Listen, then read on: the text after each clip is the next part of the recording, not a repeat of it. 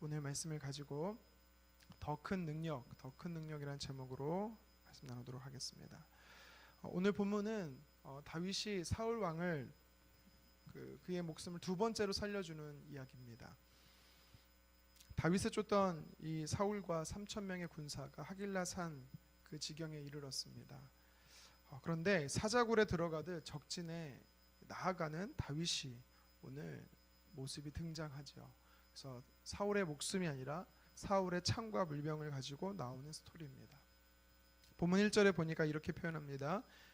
10사람이 기브아에 왔다. 10사람들이 기브아에 있는 이 사울에게 다윗이 어디에 있는지를 밀고 하는 장면입니다. 또 밀고 하고 있습니다.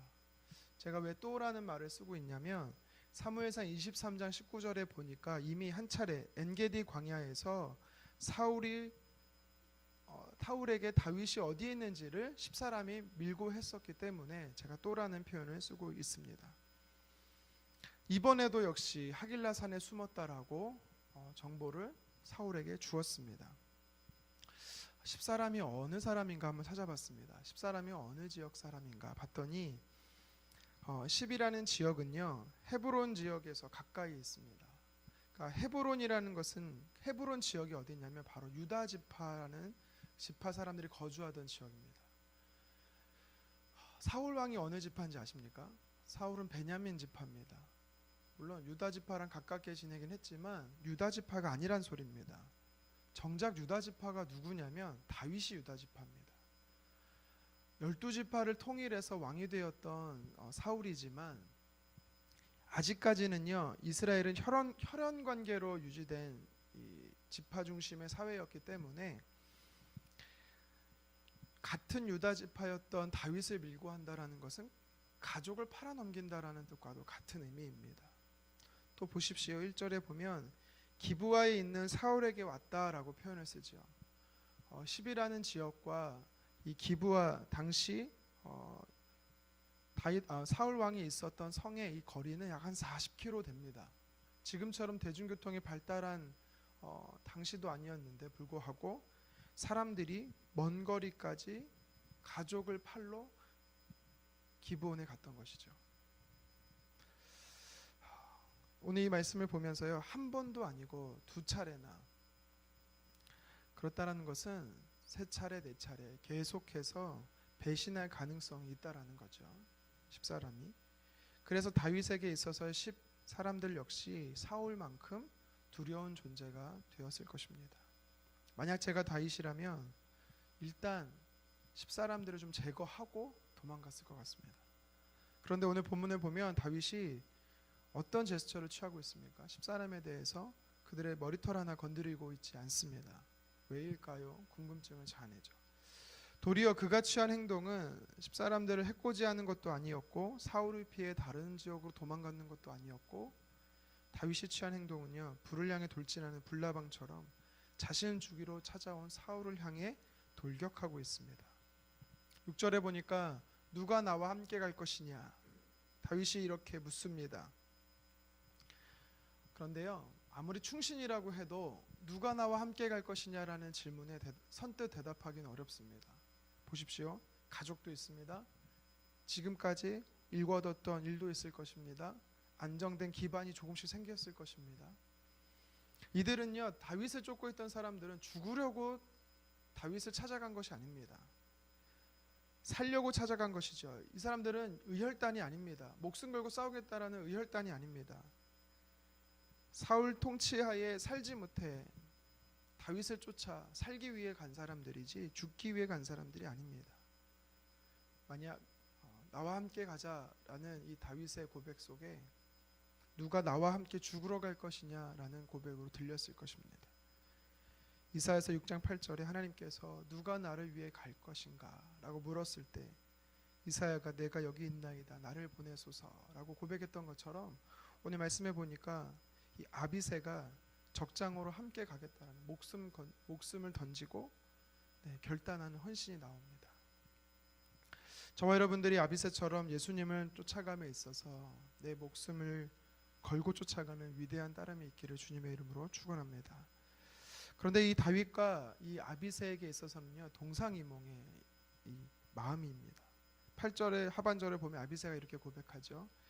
내가 창으로 그를 찔러서 단번에 꽂게 하소서. 내가 그를 두 번이나 찌를 필요가 없습니다.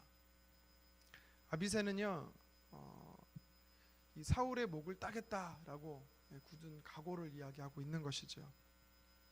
그도 그럴 것이요, 사울 옆에 바로 이 명장 아브넬이라는 사람이 있었습니다. 그리고 그를 가운데 두고 둘러싸고 3,000명의 군사들이 진을 치고 있었습니다. 한 사람이라도 깨면, 마치 한 번에 사울을 죽이지 못하면 다윗과 아비새는요, 도간에 든 쥐꼴이 되는 것이죠. 하지만 다윗은 아비새와 다른 생각을 표현합니다. 9절에 보십시오. 사울을 결코 죽여서는 안 된다라는 것입니다. 하나님의 기름 부음 받은 자를 그를 죽이면 죄가 없겠느냐? 다시 말해서요, 사울을 죽이는 자는 죄 있다 말할 것이다, 죄를 물을 것이다라고 다윗이 이야기하는 것입니다.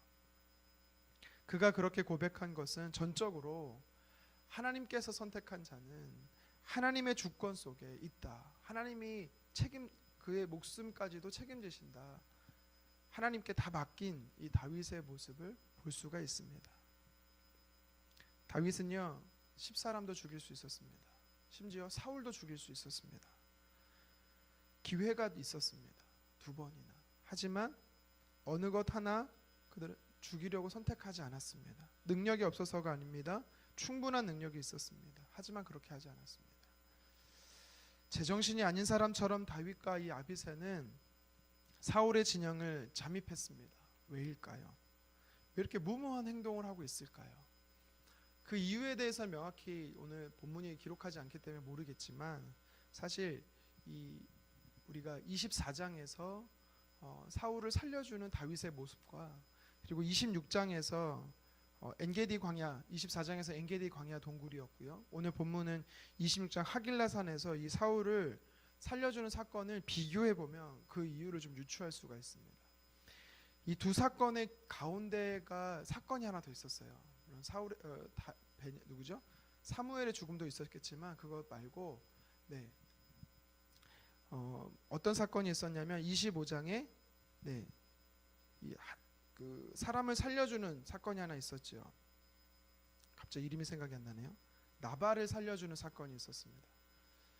이 사건은 기점으로 이 두 스토리가요, 차이점과 공통점이 있습니다. 어떤 공통점입니까? 다윗 주변의 사람들이 사울을 죽이자고 자꾸 사람들을 다윗을 촉구하는 거죠. 다윗에게 충동질을 하는 것입니다. 이것이 공통점입니다. 사울을 죽여야 된다라는 것. 하지만 그때마다 다윗은요, 하나님의 기름 부음 받은 사람을 죽일 수 없다라고 이야기를 합니다. 그러면서 그때나 지금이나 똑같이 죽이진 않고 사울의 겉옷이나 아니면 창과 물병을, 증거물들만 취하는 다윗의 모습을 볼 수가 있습니다. 이게 공통점이고요. 차이점은 무엇이 있겠습니까?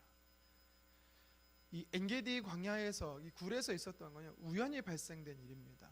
숨어있던 곳에 예상치 못하게 사울이 찾아온 것이죠. 근데 오늘 본문은 어떻습니까? 의도적으로 다윗이 사울의 진영으로 잠입한 것입니다. 이게 큰 차이점입니다. 어떻게 이 두 가지의 이 두 사건 속에서 변화가 있을 수 있었을까? 오늘 11절에 다윗이요, 이런 고백을 하고 있습니다. 하반절에 보면 여호와께서 살아계심을 두고 맹세하노니 여호와께서 그를 치시리니 혹은 죽을 날이 이르거나 또는 전장에 나가서 망하리라. 지금 예언 아닌 예언을 다윗이 하고 있습니다. 여러분, 우리가 결과를 알지요. 사울의 결과가 어떻습니까? 31장에 보면은 블레셋과의 싸움, 이 길보아 전투에서 죽습니다. 오늘 본문 11절에서 말하는 것처럼 전장에 나가서 죽게 됩니다. 예언이 돼버렸어요. 다윗의 맹세가 예언이 돼버린 것입니다. 그런데 이렇게 허무맹랑한 억측의 고백이 아니라 다윗이 이것을 믿음의 고백으로 할 수 있었던 이유가 뭐냐라는 거죠. 이 나발의 사건을 기점으로 해서 변화를 이렇게 갖고 오게 된 계기가 뭐냐라는 것이죠. 이유가 뭐냐라는 거죠. 25장의 사건을 통해서 다윗이 깨달은 것이 한 가지가 있습니다. 그것이 뭐냐면 그가 사실은 이 나발이란 사람이 자신뿐만 아니라 자신과 함께했던 사람들을 모욕함으로 인해서요. 다윗이 어떤 결단을 했었습니까?